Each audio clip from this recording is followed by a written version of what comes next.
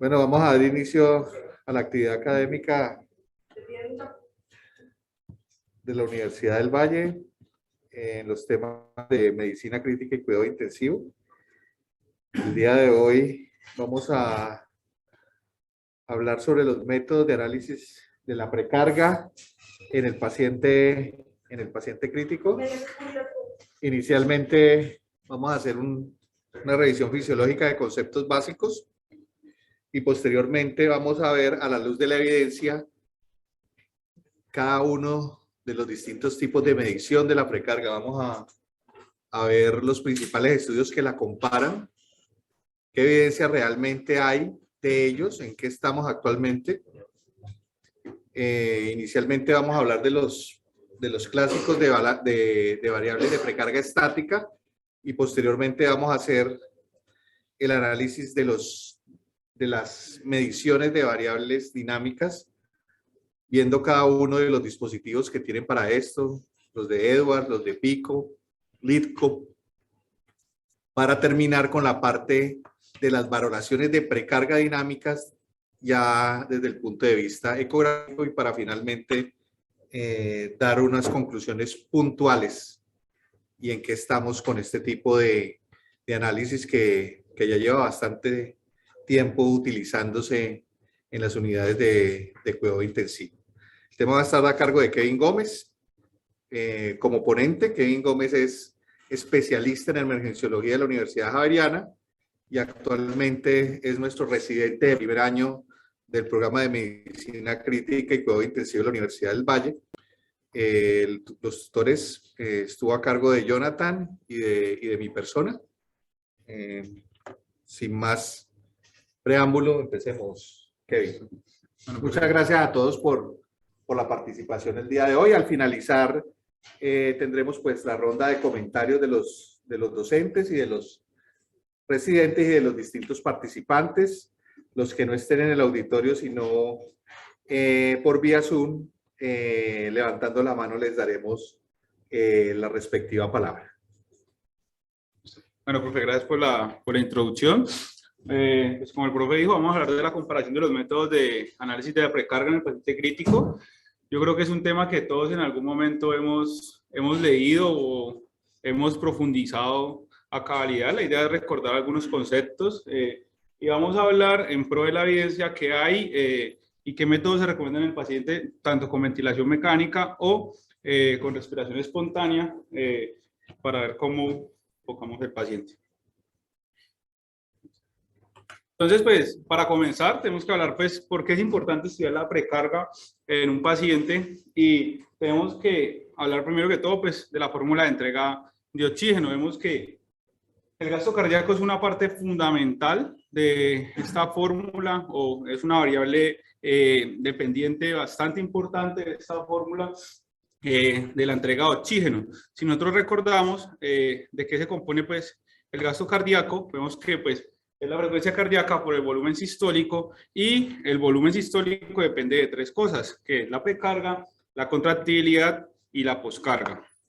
La precarga a su vez depende de otras variables, uno es como es el retorno venoso, la función auricular, la volemia y algo importante que es la distensión ventricular que vamos a hablar ahorita más adelante. Entonces, para hablar de precarga tenemos que primero que definirlo. Tenemos que definir la precarga, que es como una carga, que es en el ventrículo, y es al final de la diástole, justo antes del inicio de la contracción. Vemos en la curva de ahí a la derecha, si uno quisiera medir la precarga en volumen a nivel del corazón, tenemos que decir que la precarga es equivalente al volumen telediastólico. Esta curva que vemos acá, que es la curva de Fran Starling, fueron por dos fisiólogos, uno fue Fran y otro fue Starling. Básicamente ellos lo que quisieron definir es que ese aumento del volumen telediastólico genera una elongación de la fibra miocárdica y esa elongación de la fibra miocárdica genera una fuerza, un aumento de la fuerza de esa fibra miocárdica y por consiguiente genera un aumento del volumen sistólico. Entonces, pues, ellos definieron unas zonas que son unas zonas dependientes de precarga y unas zonas que son independientes. ¿Eso qué quiere decir? Que en en la parte roja, como vemos allí, la precarga puede generar un aumento del volumen sistólico. Y eso básicamente, ¿por qué lo da? Porque hay una elongación del sarcómero, a un aumento de la afinidad del calcio, eso aumenta la contracción cardíaca y eso a su vez aumenta el volumen sistólico. Ya en la zona que es independiente de precarga, básicamente lo que ocurre es que el corazón ya no se puede distender más, puede generar una sobredistensión de los miocitos y puede generar pues una pérdida de la contractibilidad. Entonces, en esa zona que es dependiente de la precarga, podemos decir que el corazón es capaz de modificar su volumen. Eso depende de un valor basal. Hay que tener en cuenta que el corazón o ambos ventrículos tienen que operar de forma correcta para que esta zona dependiente de la precarga nos genere pues un aumento del volumen sistólico. Entonces, esto es un concepto que tenemos que también definir bastante importante, y es que a veces medir una presión en la cavidad pues, a veces en la cavidad, el volumen al fin de la diástole es bastante difícil. Por lo tanto, muchas veces en nuestra práctica clínica o en modelos fisiológicos se usan presiones. En este caso, pues, se usa la presión al final de la diástole como un subrogado de la medida de la precarga. Eso es bastante importante saberlo, porque esta presión se puede afectar en un corazón que tenga distensibilidad cardíaca comprometida, como puede ser en pacientes que tienen hipertrofia ventricular o falla cardíaca. Esa distensibilidad del miocardio se puede estar afectada y por consiguiente pues puede aumentar la presión. Eso es quizás uno de los primeros mensajes que voy a dar de la charla, que las medidas estáticas, si bien son medidas estáticas, lo que miden muchas veces son presiones. Por lo tanto, muchas veces estas medidas estáticas pueden no determinar bien el volumen al final de la diástole. Depende de muchas cosas y depende también de la distensibilidad del ventrículo. Otro concepto que tenemos que tener bastante en cuenta es el retorno venoso. Tenemos que decir que el retorno venoso depende de dos variables, y es la diferencia entre esa presión media circulatoria y la presión venosa central. Tenemos que recordar que la presión media circulatoria es la presión del circuito que se suspende en la sístole. Eso es una presión que únicamente ejerce la sangre, y esto es importante porque al tener ese aumento de la presión circulatoria media se dará adecuadamente el retorno venoso. Recordar que para que aumente esa presión circulatoria media se debe generar un volumen tensionado que genere este aumento de la presión, y por consiguiente se genera pues el retorno venoso. Otro concepto que tenemos que repasar es que si el retorno venoso se comporta igual en los pacientes que tienen ventilación espontánea y en ventilación mecánica. Esto nos va a ayudar a entender por qué las variables dinámicas, son así y son en los pacientes con ventilación mecánica. Entonces tenemos que hablar, primero que todo, pues en ventilación espontánea, cuando un paciente inspira, lo que hay es la disminución de una disminución de la presión intratorácica. Recordar que nosotros respiramos a presión negativa. Eso lo que aumenta es un llenado del ventrículo derecho, un aumento del volumen pulmonar, aumenta esa resistencia de la poscarga del ventrículo derecho. Esto hace, este aumento de las presiones del ventrículo derecho genera un desplazamiento del septo. Esto genera disminución del llenado del ventrículo derecho y pues hay menor flujo de sangre de las venas pulmonares a la aurícula izquierda. Recordar pues, este fenómeno lo que genera pues para recordar, durante la inspiración, ese ventrículo derecho cuando aumenta su precarga genera desplazamiento del septo, y lo que va a generar es disminución de la distensibilidad, disminución de la precarga del ventrículo izquierdo. Y en ventilación mecánica, pues, recordar que es algo que es a presión positiva. Básicamente, lo que ocurre es que ese aumento de la presión intratorácica lo que va a generar es una disminución de la precarga del ventrículo derecho. Esa disminución de la precarga del ventrículo derecho, a su vez, o esa presión positiva, a su vez, lo que va a generar es que se aumente durante la inspiración o como que se expriman esos vasos pulmonares hacia el ventrículo izquierdo, y por consiguiente, y también se disminuye la poscarga del ventrículo izquierdo, y por consiguiente se aumente el volumen sistólico durante la fase inspiratoria cuando estamos en un paciente con ventilación mecánica invasiva. Durante la aspiración lo que ocurre es que se disminuye el volumen sistólico. Entonces, esta diferencia durante la inspiración de la ventilación mecánica invasiva, que se aumenta el volumen sistólico, durante la aspiración, que se disminuye el volumen sistólico, es una de las razones por lo que usamos nosotros en nuestra práctica las medidas dinámicas. Entonces, como para repasar, entonces nosotros tenemos un volumen estresado que lo aumentamos, ya sea por líquidos, sangre, etcétera. Lo que hacemos es aumentar la presión media circulatoria, eso nos va a aumentar el retorno venoso, eso en última lo que nos va a hacer es aumentar la presión al fin de la diástole, eso en última lo que nos va a hacer es aumentar la precarga, nos va a aumentar el volumen sistólico y por consiguiente nos va a aumentar el gasto cardíaco. Entonces, por eso es uno de los objetivos que tenemos que monitorizar o uno de los objetivos de monitorizar la precarga. Entonces, lo que nos debemos de preguntar es cómo traducimos todos esos conceptos fisiológicos, pues, a nuestra práctica. Señor. Kevin, devuélvete el gráfico, por favor. Es que los participantes desean que les expliques los gráficos de presión-volumen. Por ejemplo, con ese que tenemos ahí, creo que habías puesto uno al principio, explica desde el punto de vista fisiológico y utilizando, no, ahí en ese mismo que tenés ahí el que saliste ahí, esa gráfica de relación presión-volumen en relación al gasto cardíaco. Explícale los conceptos que uno puede ver ahí, el concepto de distensibilidad, el concepto de elastancia, y cuál es la diferencia entre esos dos bucles, que es una de las preguntas que nos están haciendo aquí los participantes del chat. Y me parece interesante que sí lo expliques antes de seguir con el análisis propiamente dicho de los dispositivos de precarga. Si quieres, explícalos en esa, o de pronto está muy pequeña, con las que estaban un poco anterior. Yo creo que con las anteriores, profe, que estas están muy pequeñas. Yo creo que pasaste muy por encima y el auditorio sí lo está pidiendo. Muchas gracias. ¿En estas? Sí. ¿En esa, por ejemplo. Explica esa. Bueno, básicamente... La anterior, pues, la anterior y luego te vienes a esta normal.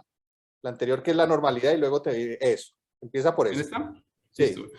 Bueno, entonces, esto es una gráfica presión-volumen, ¿listo? Básicamente, pues, aquí vemos pues como las fases del ciclo cardíaco, se puede decir. Esta es la fase de llenado ventricular. Recordar que en esta parte de acá, en esta parte A, es donde vemos pues el volumen telediastólico. Recordar que esta parte de abajo, entre D y A, es la distensibilidad del ventrículo, y esta parte de acá, de esta curva que vemos acá, es la elastancia. Entonces, si recordamos estos conceptos, o que yo les decía anteriormente, cuando tenemos un paciente o cuando tenemos una pérdida de la distensibilidad, eso es una distensibilidad normal que vemos acá.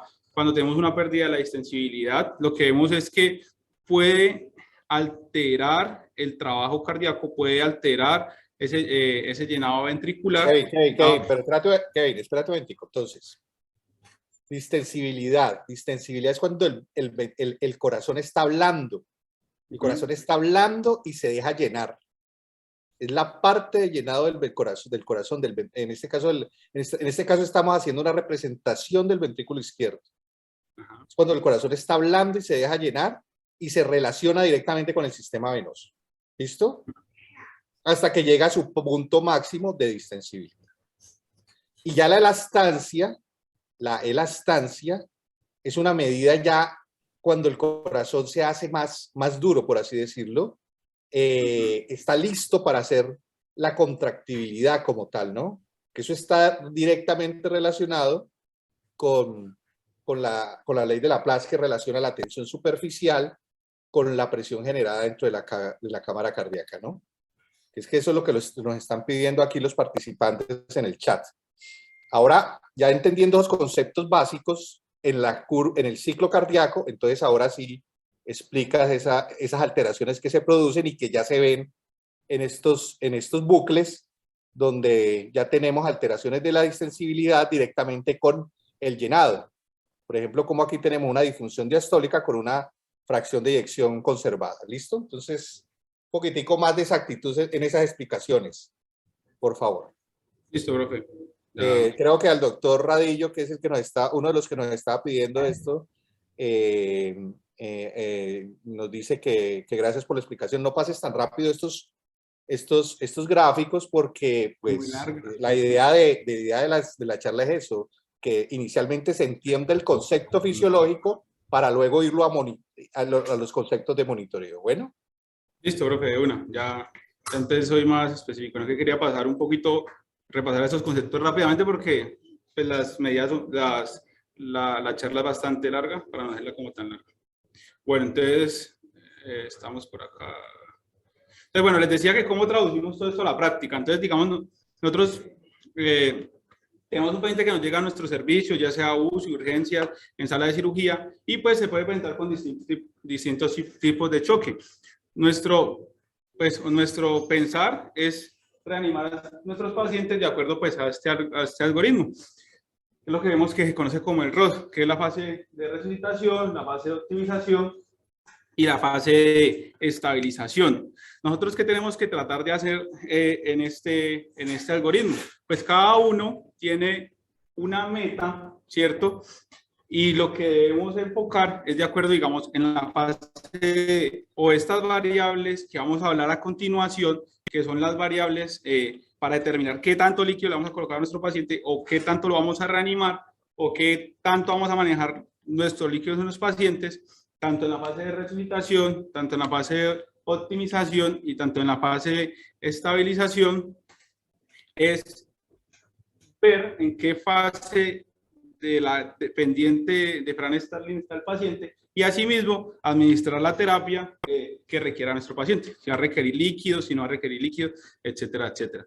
Y todo esto es importante saberlo porque si en esta fase no reanimamos bien nuestro paciente, pues podemos generar todo lo que puede generar, podemos generar todas las dificultades que puede generar la hipervolemia en nuestros pacientes. Pueden generar todas las alteraciones respiratorias, a nivel hepático, a nivel gastrointestinal, a nivel renal, a nivel cardiovascular, ¿cierto? Que tenemos desde congestión hepática, desde derrames pleurales, desde síndrome de hipertensión abdominal, desde disminución de aumento del edema cerebral, etcétera, etcétera. Y tenemos que recordar que esto es la acumulación de líquido en el tiempo, está relacionado directamente con la mortalidad en nuestros pacientes. Entonces nosotros tenemos que monitorizar la precarga para encontrar un rango óptimo entre esto que hacemos en nuestra práctica clínica, entre la fase de paciente con choque, la fase de resucitación, de optimización, de optimización y traducirlos en esta curva que es la curva de Fran Starling para determinar si el paciente va a ser respondedor o no a líquidos y evitar la sobrecarga hídrica a nuestro paciente. ¿Listo? Entonces tenemos varios parámetros, tenemos parámetros clínicos, tenemos parámetros estáticos, como está la presión arterial, la presión venosa, el gasto cardíaco, el volumen sistólico, y tenemos parámetros dinámicos como son el delta PP, la variabilidad del volumen sistólico, que es lo que vamos a hablar pues a continuación.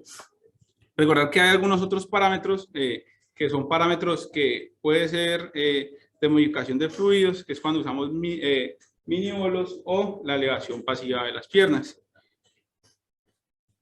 Y tenemos también parámetros, entonces, parámetros, ¿cómo los podemos mirar? Entonces, tenemos métodos invasivos, que lo podemos usar sin eco, tenemos el delta PP, el delta de la amplitud de la bomba pletismográfica, métodos que son no invasivos, que son por eco, donde tenemos el delta del flujo aórtico, el tiempo del flujo aórtico, la velocidad del flujo pico aórtico, el delta del área diastólica, el delta del diámetro de la vena cava. Tenemos las pruebas de elevación pasiva de las piernas, donde podemos mirar el BTI, y donde podemos mirar el delta del flujo carotídeo. Y tenemos métodos invasivos, que ya más adelante vamos a hablar de eso, donde podemos mirar cambios del gasto cardíaco, podemos mirar ese deltas en cambios del gasto cardíaco y así mismo determinar pues en qué, así mismo determinar cómo vamos a reanimar a nuestro paciente.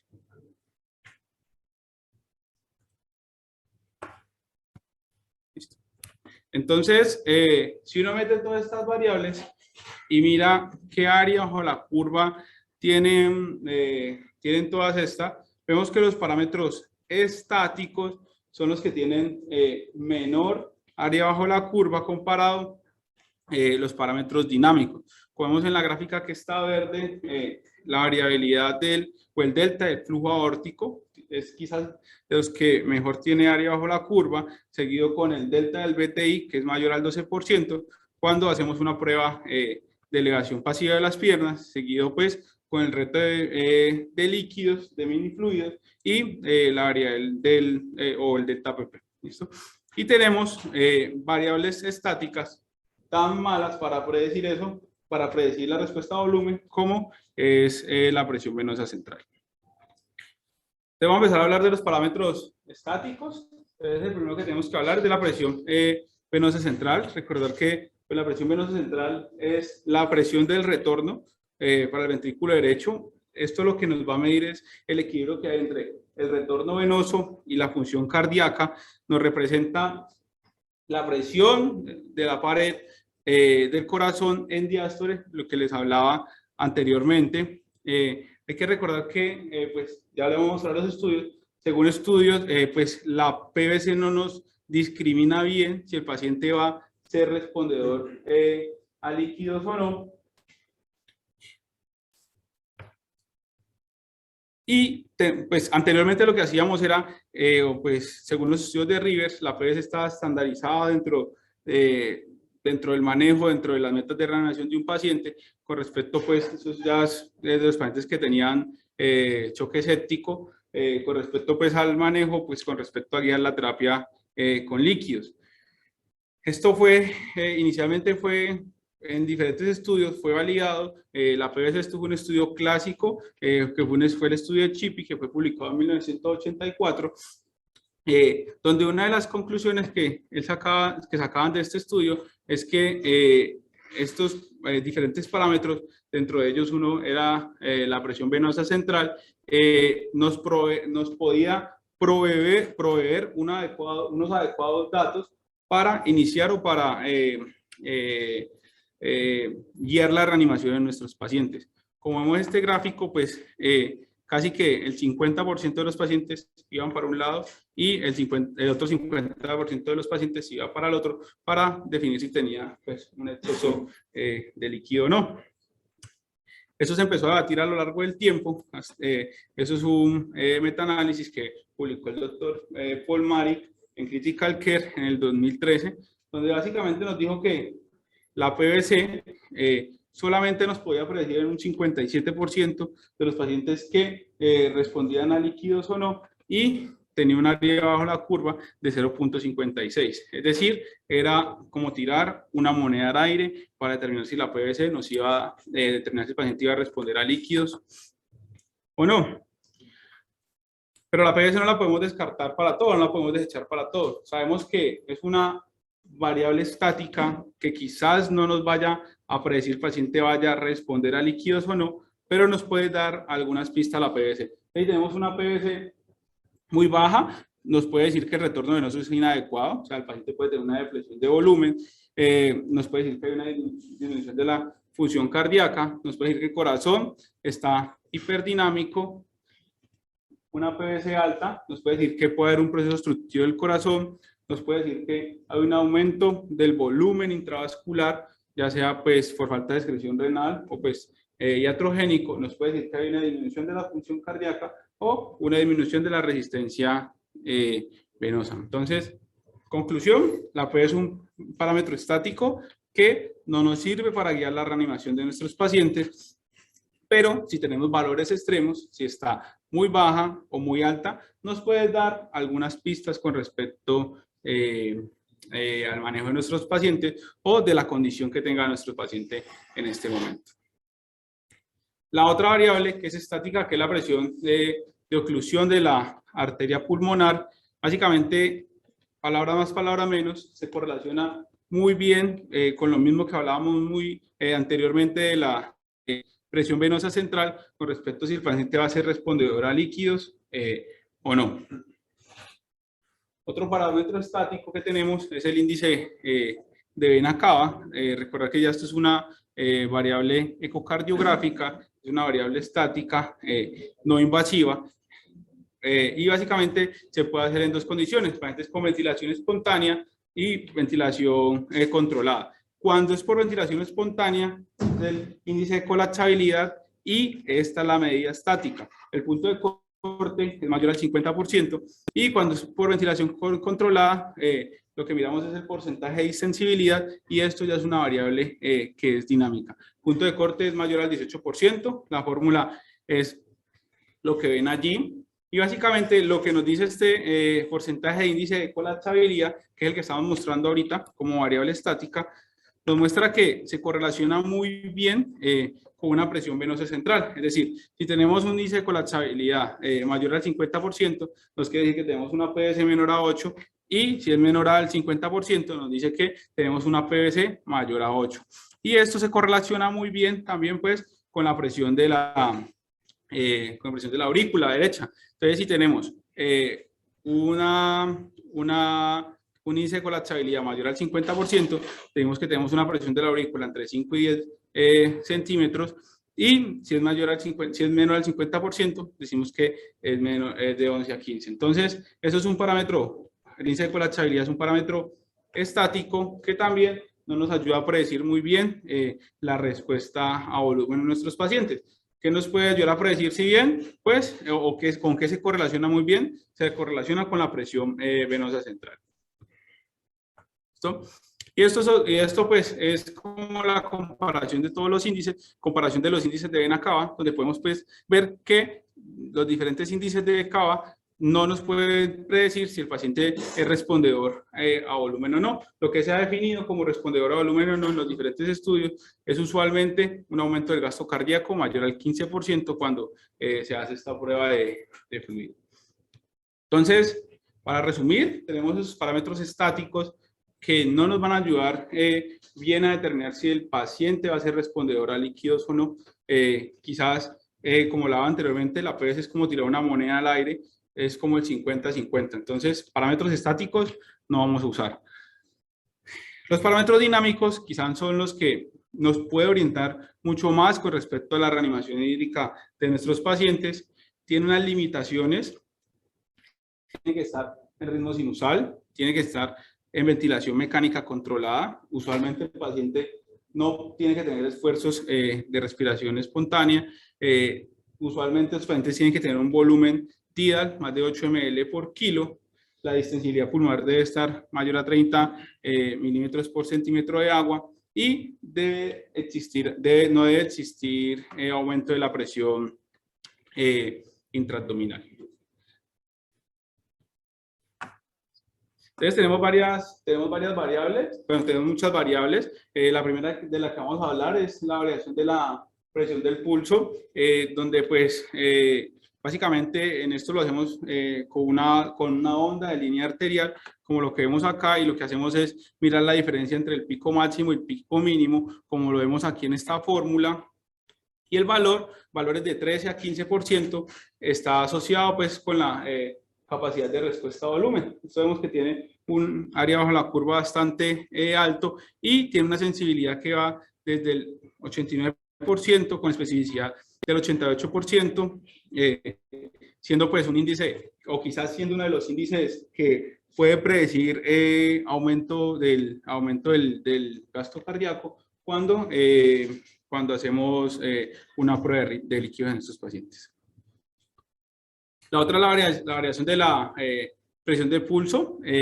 Bueno, esto es bastante importante. Yo les decía anteriormente que necesariamente el paciente tiene que estar ventilado mayor a 8 por kilo. Eso es un estudio que se publicó, ya viejito, se publicó en el 2005, donde quisieron ver cómo se comportaba esa variación de la presión de pulso en pacientes que se ventilaban menor a 6 ml por kilo.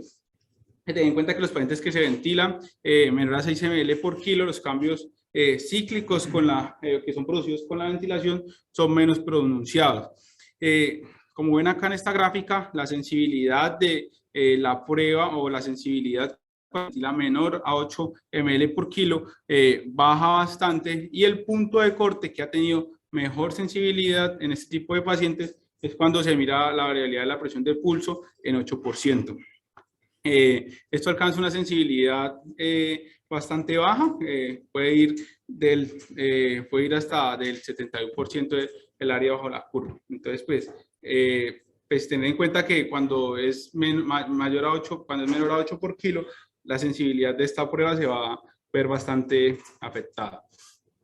Otra prueba es la variabilidad del volumen sistólico. Vemos que la variabilidad del volumen sistólico, cuando está mayor al 10%, se asocia pues con la capacidad de respuesta a los líquidos. Uno lo que hace básicamente, o los equipos lo que hacen es mirar el área bajo la curva de esa onda arterial. La fórmula es esta que vemos acá, donde se mira el volumen sistólico máximo menos el mínimo y se divide pues por la media. Vemos que tiene una sensibilidad y especificidad bastante alta, que va desde el 82-86%, siendo este método pues bastante importante y también pues para predecir pues esa respuesta a volumen en los pacientes.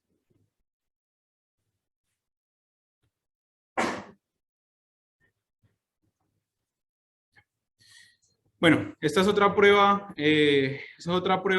también que se puede usar, que es la prueba de oclusión al final de la aspiración. Esto se basa en un estudio que publicó el doctor Monet.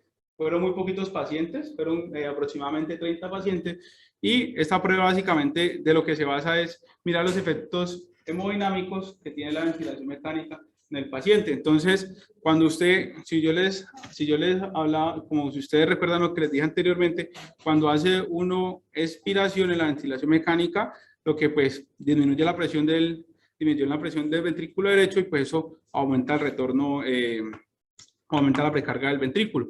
El doctor Monet quiso extrapolar eso en los pacientes que estaban con ventilación mecánica, y lo que hacía era que hace una pausa expiratoria de 15 segundos y miraba pues los cambios del ciclo cardíaco pues con respecto pues a la variabilidad de la presión del pulso y de la variabilidad del volumen sistólico. En esta prueba un incremento más del 5% de la presión del pulso tenía una sensibilidad del 87% y una especificidad del 100%, y cuando se incrementaba el gasto cardíaco mayor a un 5%, tenía una sensibilidad del 91% y una especificidad del 100%. Estos autores, como el doctor Monet, dice que esta prueba puede ser fiable en pacientes que tengan arritmias cardíacas, que estemos en condiciones de volúmenes un poco más bajos. ¿Listo? Entonces, es una prueba que, para tener en cuenta, puede ser útil en este tipo de pacientes que tengan arritmias y los estemos ventilando menor a 8 ml por kilo.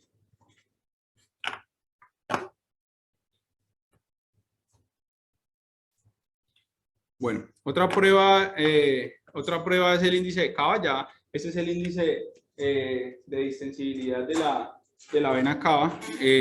Recordar que pues durante la inspiración lo que ocurre es pues ese aumento de la presión intratorácica nos va a generar un aumento de la presión de la aurícula derecha. Eso nos va a disminuir el retorno venoso y por consiguiente pues la cava se va a distender, y durante fase expiratoria pues ocurre todo lo contrario. Entonces la cava pues se va a colapsar.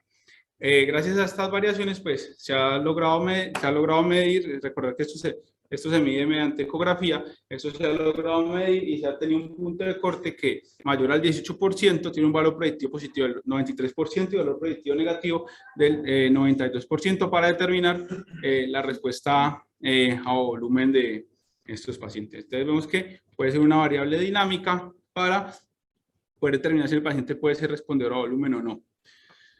Otro que tenemos que tener en cuenta es la integral tiempo-velocidad. Recordar que gracias a esta integral tiempo-velocidad nosotros podemos calcular el volumen sistólico de nuestros pacientes. Recordar que el volumen sistólico, pues para calcular el volumen sistólico es área por distancia. Recordar que el área es pi por radio al cuadrado y pues por la distancia que se mide en un ecocardiograma, que lo podemos medir como el índice de la integral tiempo-velocidad.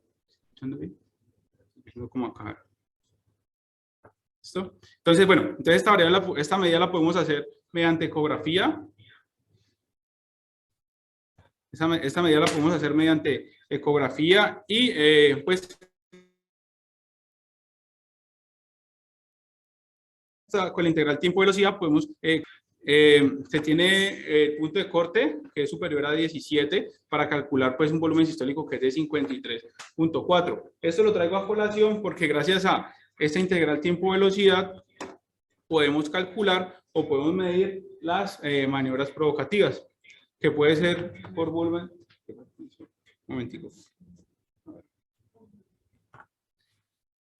Podemos medir maniobras provocativas. Una puede ser un bolo de líquidos intravenoso que puede ser de 250 a 500. Usualmente se administra durante 5 a 10 minutos para evaluar si el paciente es respondedor a líquidos o no. Ya vamos a hablar más adelante de esta prueba. Y la otra, que es la elevación pasiva de las piernas, que básicamente lo que hacemos es pasar un bolo de sangre intravascular del paciente y pues con eso podemos determinar si el paciente va a ser respondedor a líquidos o no. Entonces, para la elevación pasiva de las piernas hay 4 formas de hacerla. La podemos hacer en cualquiera de estas formas.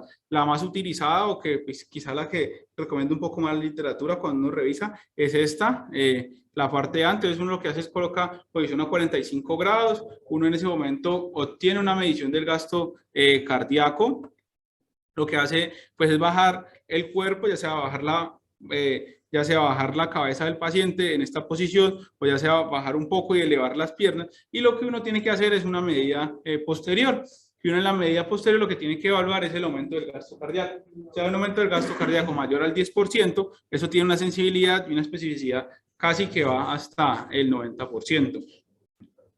Con la elevación pasiva de las piernas, si estamos, como hablamos anteriormente, los anteriores variables dinámicas que estábamos midiendo, casi todos son en pacientes que tenían ventilación mecánica, es decir, el delta APP, la variabilidad del volumen sistólico, el índice de distensibilidad de Cava, que dijimos que tiene buena sensibilidad y especificidad.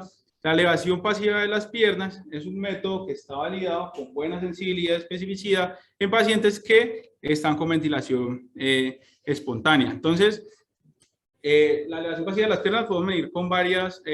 la podemos medir, la respuesta al volumen la podemos medir con varias variables. Entonces puede ser el flujo pico aórtico, que haya una diferencia mayor al 10% entre antes de hacer la prueba y posterior a hacer la prueba. El flujo carotidio, una variabilidad mayor al 20%, y la variabilidad del BTI, que es mayor al 12%, que ya lo vamos a hablar a continuación. Esos son en pacientes con ventilación mecánica. Pacientes con ventilación espontánea, podemos ver que hay un aumento más del 5% entre el inicio y posterior, y del volumen sistólico que puede ir entre el 8 al 12%. Entonces, la elevación pasiva de las piernas, pues como para redondear, es una variable dinámica que podemos usar en pacientes que tengan ventilación espontánea y tiene muy buena validez, tiene muy buena sensibilidad y tiene muy buena especificidad. Entonces, la variabilidad del pico del BTI, ¿cómo lo medimos? Pues hacemos lo mismo que hablábamos ahorita, colocamos el paciente ecográficamente en 5 cámaras, medimos el flujo de salida de la aorta, colocamos el Doppler pulsado y lo que vemos pues es esta variabilidad del pico del BTI. Entonces, lo que hacemos es básicamente algo muy similar a cuando calculábamos el delta APP, o la variable del volumen sistólico es que hacemos la diferencia entre este pico máximo y este pico mínimo, hacemos esta fórmula que vemos acá arriba, que es el pico máximo menos el mínimo dividido el pico máximo más el mínimo dividido 2, y si hay un valor mayor al 12%, esto tiene una sensibilidad casi del 100% y una especificidad del 90% para determinar un aumento del gasto cardíaco mayor al 15%. Entonces, pues, es un método que también podemos tener en la cabecera. El otro es la valoración del flujo aórtico pico, básicamente que se hace por esta fórmula que vemos acá, y lo que hace es, en pacientes que tengan elevación pasiva de las piernas, valorar mayor al 10%. También tiene buena sensibilidad y buena especificidad. Este método se hace con ecocardiograma transesofágico, que es lo que uno puede mirar. Bueno, esto lo traigo a colación para mostrar que cuando hacemos elevación pasiva de las piernas en pacientes que estén con ventilación espontánea, este aumento del gasto cardíaco mayor al 5% y ese volumen sistólico se correlaciona muy bien, tiene muy buena sensibilidad y tiene muy buena especificidad para determinar si el paciente va a ser respondedor a líquidos o no. Otro método que yo les hablaba, que es de las pruebas de provocación, es el reto de líquidos. Usualmente lo que se hace es un bolo ya sea 250 o 500 o un bolo de 4 ml por kilo. Lo que uno quiere mirar es un aumento del gasto cardíaco que sea mayor al 15%, un aumento de la variabilidad del pulso mayor al 13%, o podemos también calcular el delta del BTI que sea mayor al 10%. Como vemos con este reto de líquidos, cuando lo hacemos, tiene muy buena sensibilidad y buena especificidad. Puede llegar inclusive en algunas, como la variabilidad del volumen sistólico, hasta el 100%. Entonces, es otra medida dinámica, es otro parámetro dinámico que tenemos que tener en cuenta y pues nos puede ayudar a determinar si el paciente va a ser respondedor a líquidos o no. Otros parámetros que podemos usar en nuestros pacientes que estén con ventilación espontánea, que les falta quizás un poco más de validación, no tiene tanta validación como los métodos que hablamos anteriormente de la elevación pasiva de las piernas, no tiene tantos estudios, pero hay que tenerlos en cuenta. Hay uno que es la presión de la aurícula derecha, que cuando está mayor a 1 milímetro de mercurio, se ha correlacionado con que los pacientes pueden ser respondedores a volumen cuando están en ventilación espontánea. Tiene muy pocos estudios, tiene como un estudio solamente y tomó como 14 pacientes. Tenemos otro que es la variabilidad del delta PP en pacientes con respiración forzada. Cuando es mayor al 12%, tiene una especificidad del 92% y una sensibilidad de 63%. Y hay uno que se puede hacer, que es con maniobra de Valsalva, que es cuando está mayor al 52%, y una sensibilidad del 91% y una especificidad del 95%. Lo que les digo, los nombro, no están muy validados en la literatura, tienen muy pocos pacientes, quizás necesiten algunos estudios más para ser más validados y pues poderlos usar.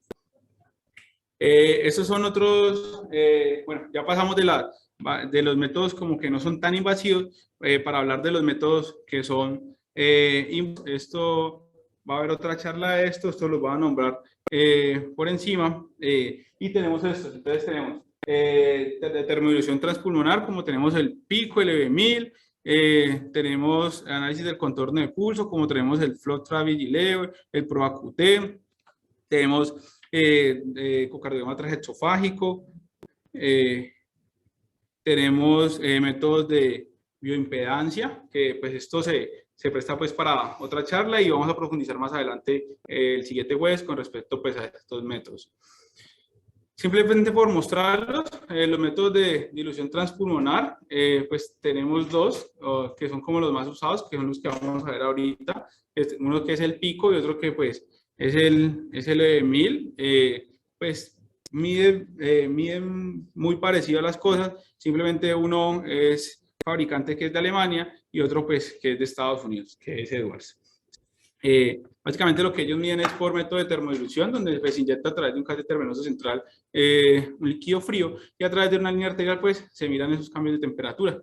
Y con respecto a eso pues ellos calculan unas variables que puede ser puede calcular la permeabilidad pulmonar inyectada, el agua extravascular pulmonar, puede calcular medidas de gasto cardíaco, puede medir el volumen al fin de la diástole, puede medir índices cardíacos, puede medir variabilidad del volumen sistólico.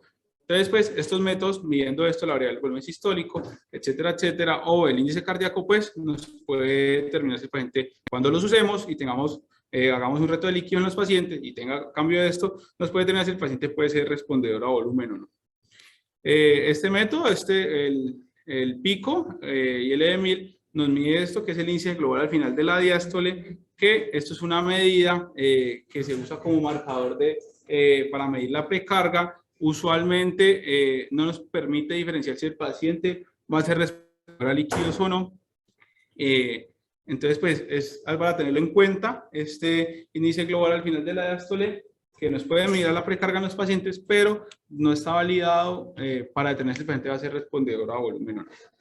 El EMIL está en la plataforma de EMIL, como vemos acá, mira cosas muy parecidas al PICO, nos mide la variabilidad del volumen sistólico, nos mide el gasto cardíaco, nos mide el índice cardíaco, etcétera, etcétera.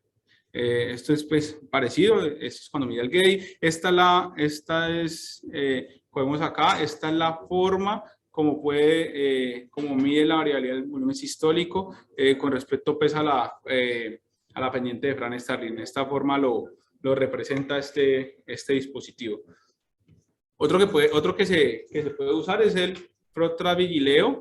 Básicamente es un método que se hace únicamente que se conecta a la línea arterial.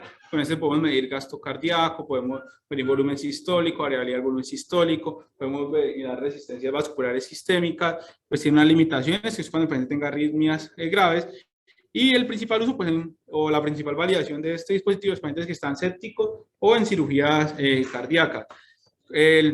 Comparado al sistema PICO, pues el Protravigileo lo que nos hace es medir todo el área bajo la curva de la onda arterial, pues comparado al PICO que nos mide solamente el área bajo la curva del volumen sistólico. Lo que se hace es un catéter arterial, se coloca un sensor que es el Flotra y se coloca un monitor que básicamente mide el gasto cardíaco, el volumen sistólico, etcétera, etcétera. Otro método es la bioimpedancia torácica, que es un método que ya se usa desde hace tiempo, se hace básicamente con unos electrodos a nivel torácico y lo que hace es mide la energía o esos cambios de la impedancia torácica. Ellos lo que hacen es extrapolar por velocidades de conducción y ahí puede calcular el volumen sistólico, el gasto cardíaco y la contractibilidad. Ese es el dispositivo. Vemos que acá se colocan como unos electrodos sí, unos electrodos, y a través de la impedancia, pues puedes dar unos cálculos. Eso tiene unas limitaciones, este sistema, son pacientes cuando están con marcapasos, tengan hipertensión pulmonar, insuficiencia aórtica o tengan un shunt intracardíaco. Entonces, si uno mira, si uno se pregunta si esto de verdad usar todos estos métodos, como yo les hablaba anteriormente, iniciar o reanimar nuestro paciente guiado por estos métodos, impactan al final la mortalidad de los pacientes. Uno ve y hay diferentes estudios, hay muchos estudios que dicen que no tiene impacto. Eso es un metaanálisis que se publicó en Critical Care, donde pues dijo que sí, guiar la reanimación por medio de estos métodos, pues nos puede disminuir la mortalidad asociado en los pacientes en un 2.9% y nos puede disminuir también la estancia en UCI en un 1.16%. Entonces, pues lo ideal es que si vamos a reanimar a nuestros pacientes, pues hacerlo de una forma guiada. Pues, los estudios son no son tan concluyentes. Algunos dicen que no mejora la mortalidad, otros dicen que sí. Lo traigo simplemente para saber que si lo podemos hacer a favor de guiar nuestra vida, pues podremos disminuir la mortalidad. Esto es unos hallazgos unos resultados del análisis secundario del Andrómeda. Básicamente lo que mostró es que podemos hacer seguramente, pues, en los pacientes que estén con sepsis, podemos hacer o con choque séptico, en ese subgrupo de pacientes, los que reanimamos de forma guiada, pues no hubo diferencia tanto en SOFA, ni en necesidad de la ventilación mecánica, ni diferencias en la mortalidad.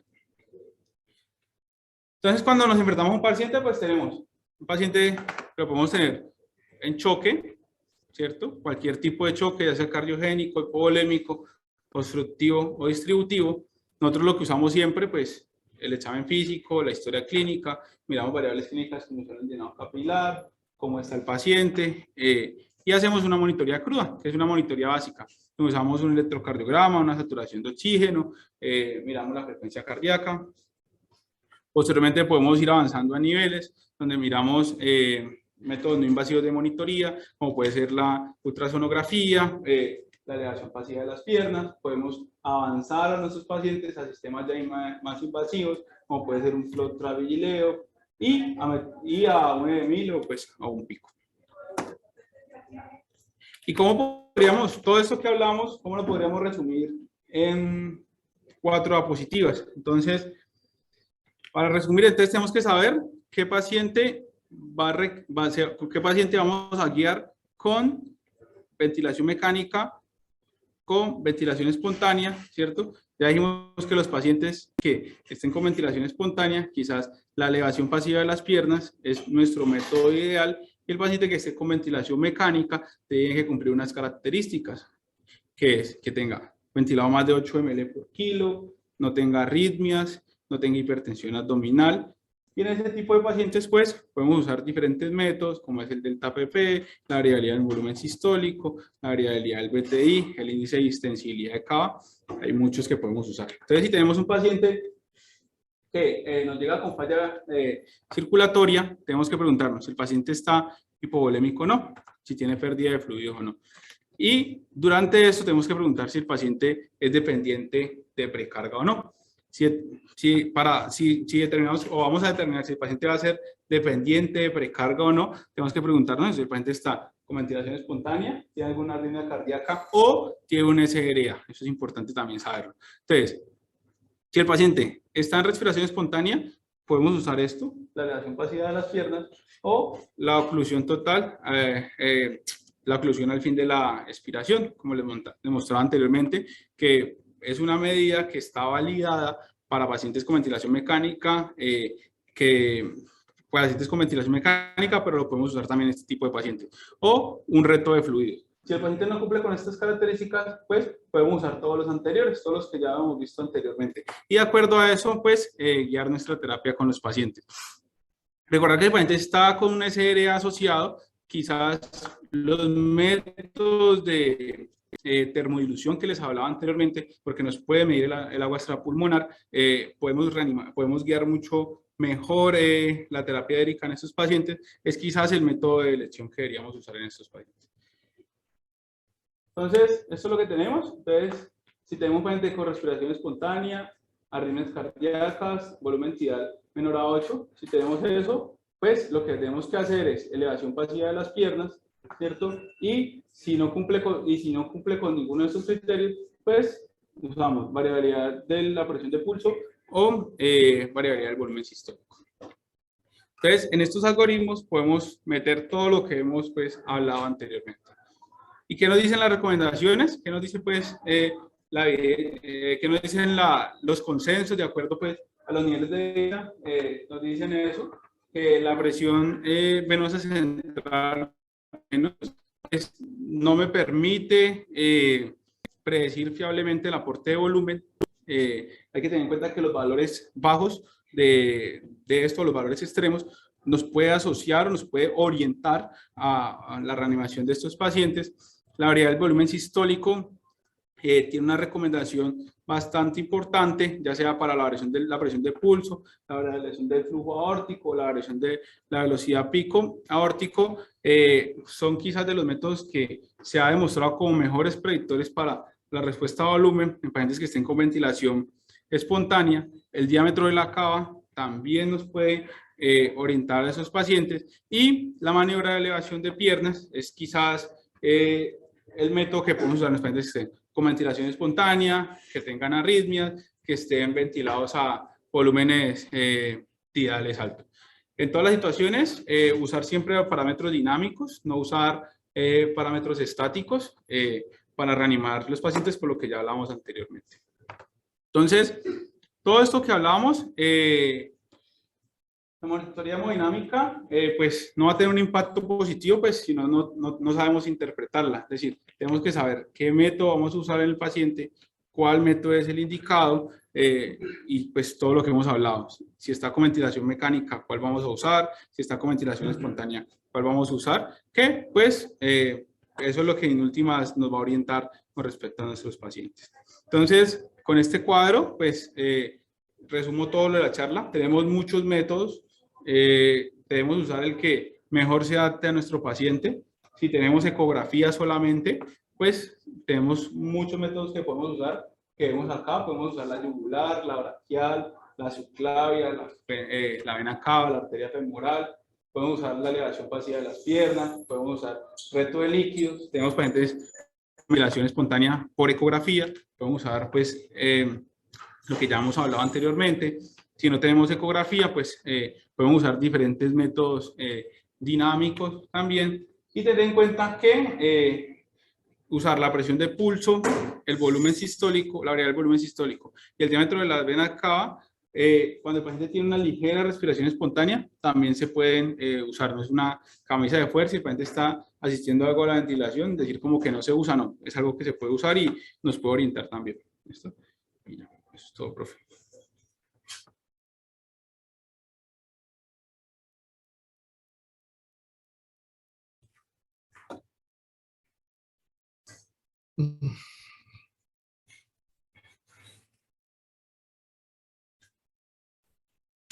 Bueno, muchas gracias, Kevin, por irnos a la sección de preguntas. Aquí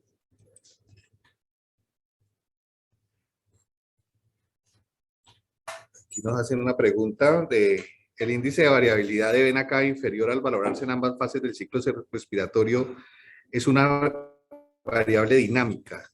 ¿No lo cree?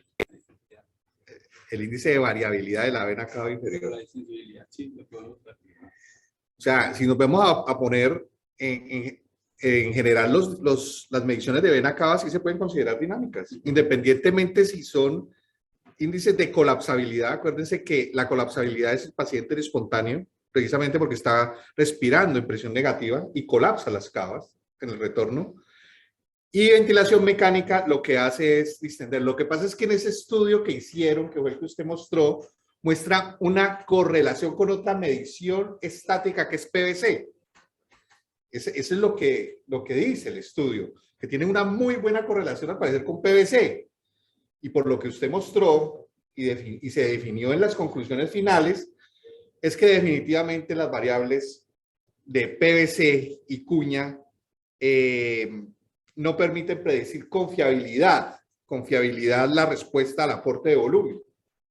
Tiene una clasificación por Gray ya en un segundo grado. No es ese primer grado que actualmente lo tienen las variables dinámicas. Ahora, las variables dinámicas también tienen sus limitaciones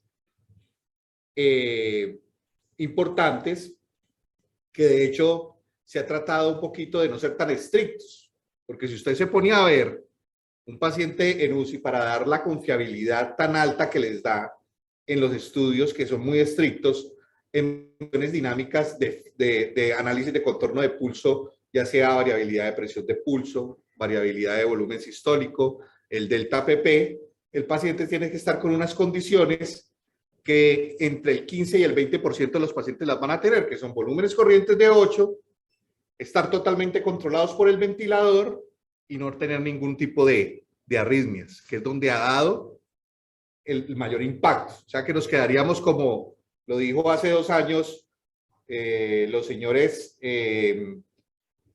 Rivers y si no estoy mal, Marino, se queda usted entre el 25 y el 30% lo más de los pacientes, y eso es cierto.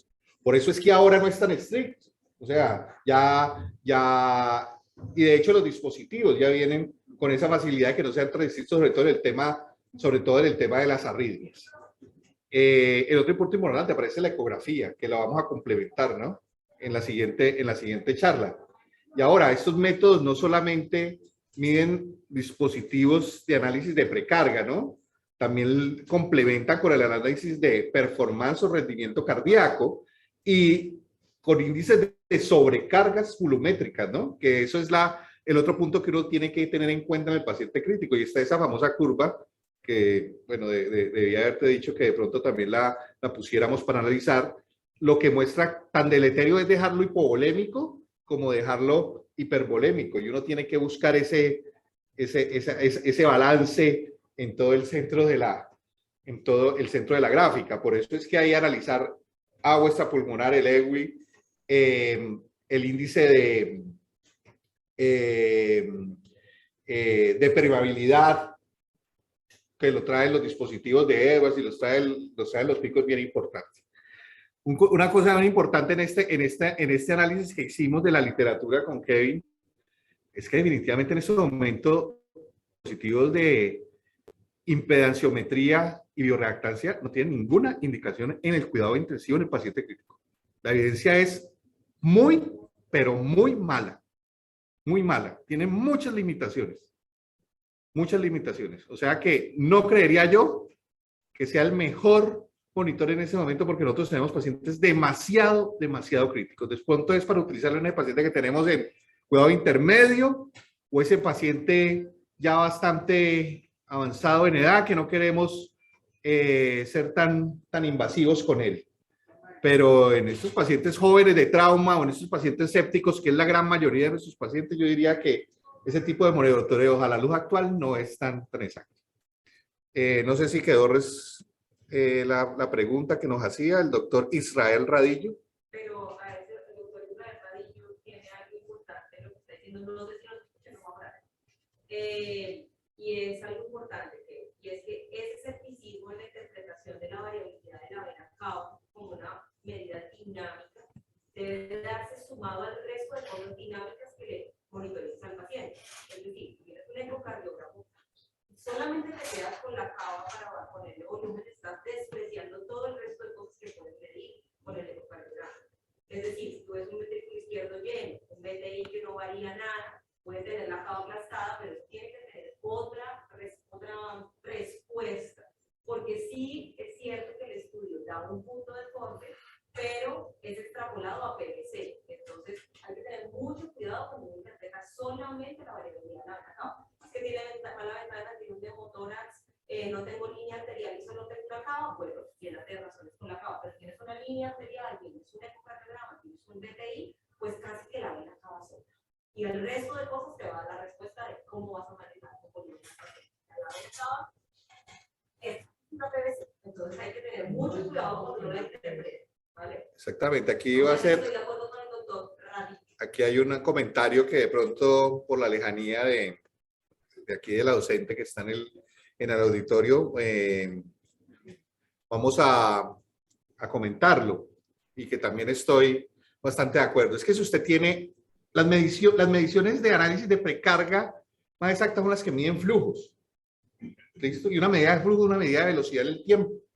Entonces, si usted tiene la opción en un eco de medir cómo está esa variabilidad del flujo con la herramienta doble pulsado, que es la que más se utiliza, pues lógicamente, como dice la doctora Paula, la cava, pues sería otra medición, pero se tiene que ver la medición que más tiene impacto. Ahora, no solamente tendría la posibilidad de ver eso, sino que también va a medir el rendimiento cardíaco, que lo vamos a ver la siguiente semana, creo que con el doctor Eibar, y entonces usted ya va a hacer algo más multimodal desde el punto de vista cardiovascular y hemodinámico en su paciente, y no se va a quedar con un dato aislado, ¿no? Bueno, miremos a ver si más preguntas. Haz el mouse. Listo. No sé, no, por aparte de acá no hay más preguntas. Aquí en el auditorio, los residentes. ¿Ah? Tengo una pregunta para que es, como lo mencionó el doctor Caballero, la gran mayoría de nuestros pacientes que cuidaron intensivo no cumplen los criterios de estar en ventilación mecánica invasiva, con un corriente más de 8 ml por kilo, y absolutamente controlados y sin filtro. nuestras UCIs que no cumplen esos elementos. Entonces, en ese contexto y ante toda la evidencia que mostraste del manejo el judicial que da el uso irracional de líquidos entre los todos los eventos adversos que traen los volúmenes dispositivos, ¿cuál sería el método que tú recomendarías que se debería usar en la realidad día a día de la unidad de cuidado intensivo para que además pacientes, por ejemplo, en el contexto de sepsis, que es donde Aleación pasiva, Por ejemplo, la aleación, pues sería la aleación pasiva de las piernas, y no solamente la aleación pasiva de las piernas nos da eso de que el paciente con esos criterios de estar con mayor a 8 ml por kilo, que no tenga arritmias, que esté sinusal, etcétera, etcétera, sino que también nos permite valorar esa capacidad de respuesta a dolor en los pacientes que tengan respiración espontánea. Eso también es otro método pues, que nos puede ayudar. Aparte, le estamos colocando líquidos propios del paciente, no estamos colocando líquidos externos, que en última, si la prueba no da positiva, no estaríamos sobrecargando con esos líquidos adicionales al paciente en caso de que lo hagamos con otro diferente método. Estamos solamente le dando las piernas y estamos haciendo una autotransfusión del paciente, se puede como extrapolar así. Entonces, por eso la aleación pasiva de las piernas, yo creo que quizás cuando uno revisa la literatura, junto con la variabilidad, con el delta del BTI, y la aleación pasiva de las piernas, si yo tendría que recomendar algo, o yo quisiera reanimar a mi paciente con algún método para evaluar la respuesta precarga o no, usaría esos dos métodos de entrada. Y de ahí miraría, pues miraría el resto, así como dijo la doctora Paula. Hay que mirar, pues, en contexto todo. Y específicamente de la relación pasiva, estoy de acuerdo contigo, la relación pasiva de piernas es una herramienta que cada vez creo que se introduce más en muchos protocolos, incluso institucionales, incluso internacionales de la relación con el paciente séptico. Pero en la relación de pacientes de piernas, ¿cuál sería el mejor elemento para definir si un paciente responde o no responde? ¿Es responder o no responde? O sea, ¿cómo monitorizas? O sea, ¿tú qué monitorizas cuando llevas la relación con la piernas? Pues, lo ideal es monitorizar el gasto cardíaco del paciente. Es lo que uno debería tener ¿Y monitorizado. qué estrategias recomendarías? ¿Cuál sería la mejor estrategia para monitorizar el gasto cardíaco y ese tipo de Depende, pues lo ideal si el paciente se conecta a una línea arterial, pues uno con la línea arterial podría hacer todo, pero pues si tenemos un ecógrafo a la mano, pues lo podríamos hacer con la ecografía, que pues pues nuestras unidades ambos están a la mano, en realidad lo podríamos hacer con ambos, ¿sí? Con la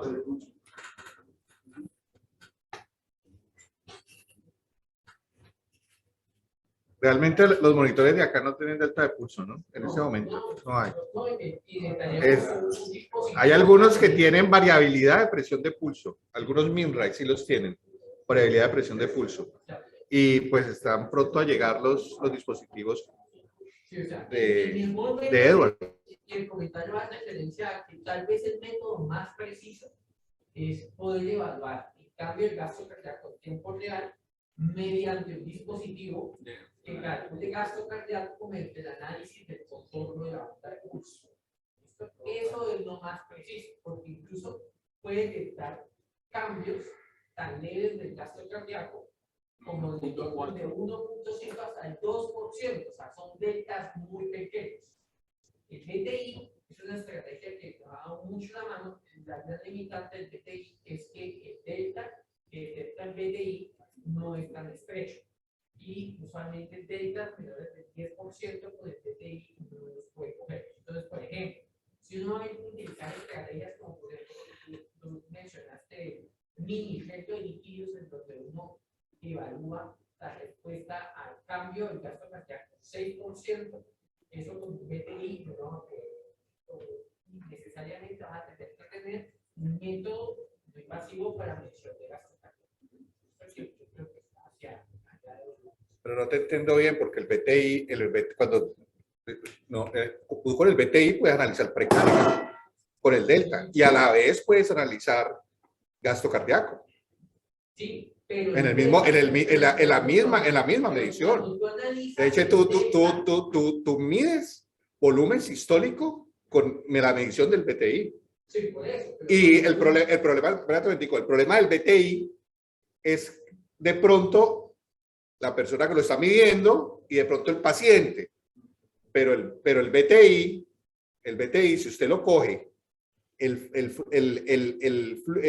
doble y el ángulo no le queda mayor del 15%, la medición de ese gasto cardíaco es muy, muy exacta.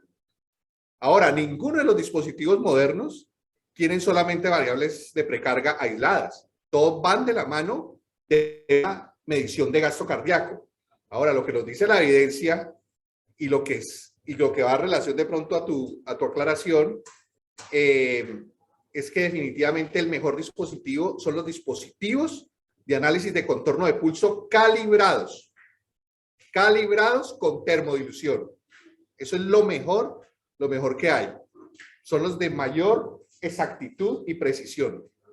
Los dispositivos de análisis de contorno de pulso calibrados con termodilución, ya sea termodilución sistémica, como el caso de Edwards y Pico, o si quiere hacer una termodilución sistémica clásica como tal, y que el dispositivo le dé también la posibilidad de medir variabilidad.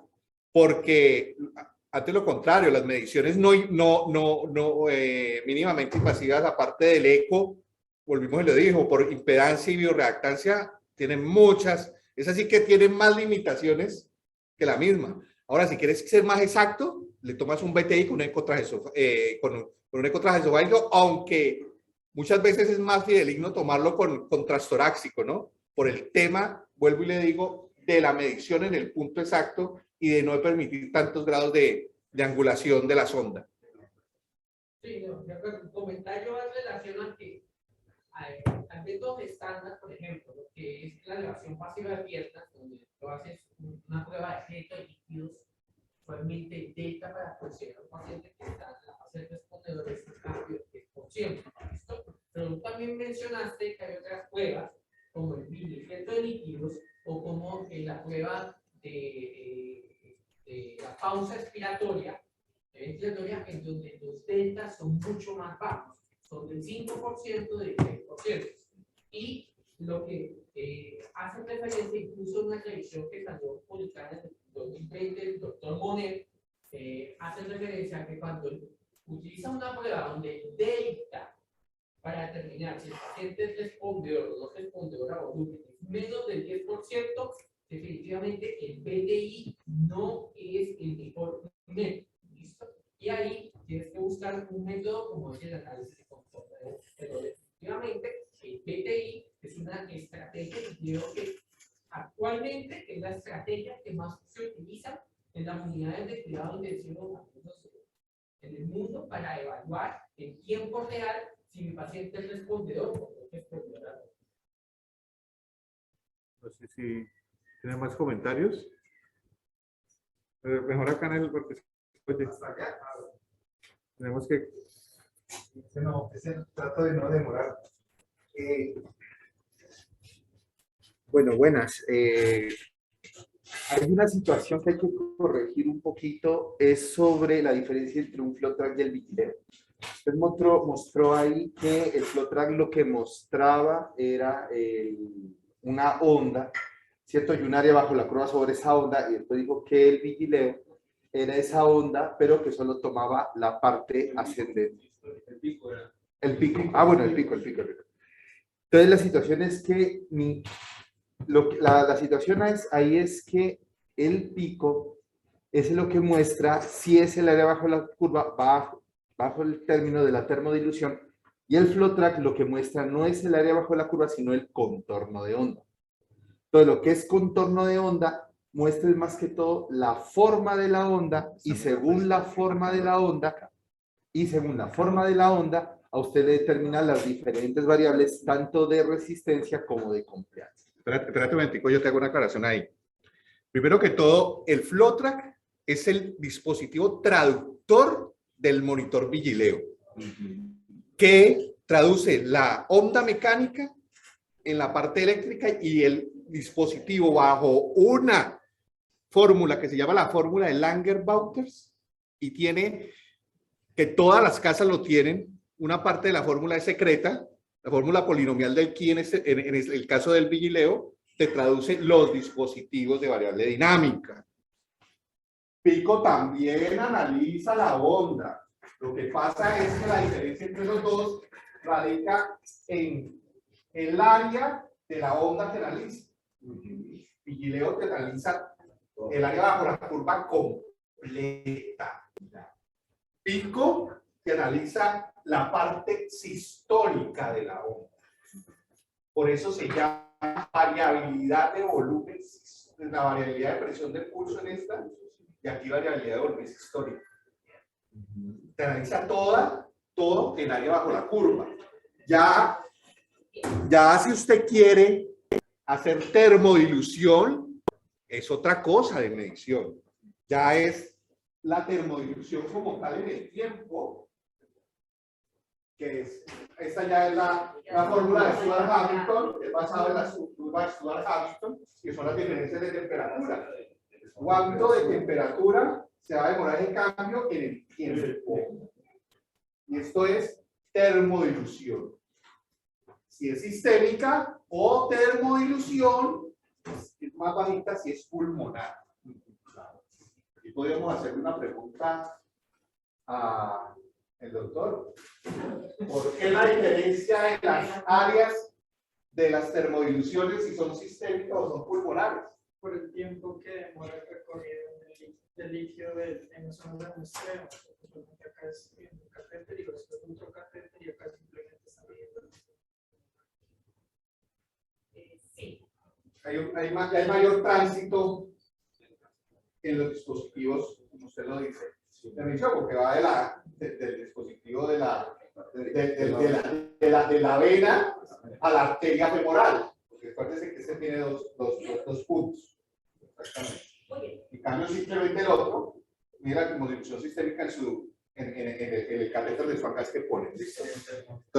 Entonces hay que tener eso, porque a veces hay esas confusiones, ¿no? El Vigileo solo mostraba, Vigileo de primera y segunda generación, el flow track. Luego viene EBMIL, que no solamente tiene análisis de contorno de pulso, sino que permite termodilución. Entonces ya saca un traductor que se llama Volume View y te permite el análisis de contorno de pulso y te permite la termodilución transpulmonar.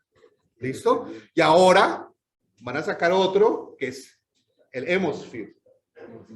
El Hemisphere, que ya tiene índice de predicción de hipotensión. Índice de predicción de hipotensión. Y el traductor para eso ya es el Acute.